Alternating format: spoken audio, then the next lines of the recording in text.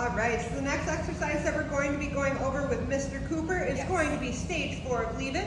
So what we're going to do is, the most important thing here is that whatever we are using on the floor to tempt him with, to practice Leave It, whatever we have in our treat pouch or our pocket or hand is going to be of higher value than what's on the floor. So since today we're using a container of kibble on the floor, we have Fresh Pet in our treat pouch. So what we're going to do is we're going to slowly start walking back and forth, and each time he makes a pass and chooses to not go for the food, we're going to mark and reward. Every time we have a successful repetition, we are going to move a step closer to the food that's on the floor. If he goes for it, we're going to apply light pressure and just wait him out. And as soon as he turns to redirect towards us, we are going to mark and reward him.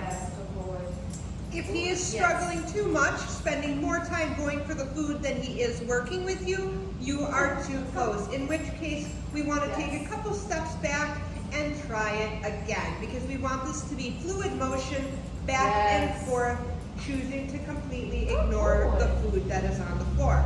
So for this exercise, we really want the leash to be a seat belt and less of a steering wheel.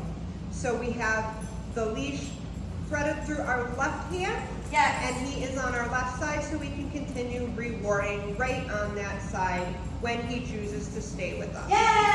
So right there, a little pressure on the leash caused him to just continue moving and reminded him that that food on the floor is not for him. So as he's doing well with this, if he's doing good with a closed container on the floor, our next step is going to be to open the container and make it a little bit more difficult. If he is able to do the behavior while the container is open on the floor, the next step would be to spill a little bit out. So here we're just going to show a little progression. We're going to open the container and do the same exercise again. So each time we make it harder, if you notice Sarah backed right back up with him again, each time we change the picture and make it harder, we're going to increase our distance and slowly start working towards it again.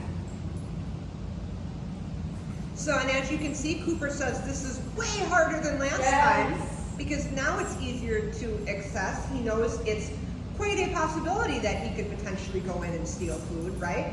So what we're going to do, and he says, oh, I got a little itchy.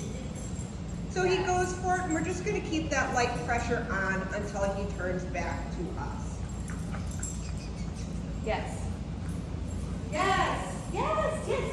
So that time he took a peek at it and chose to continue working with Sarah, which is exactly what we want it to look like.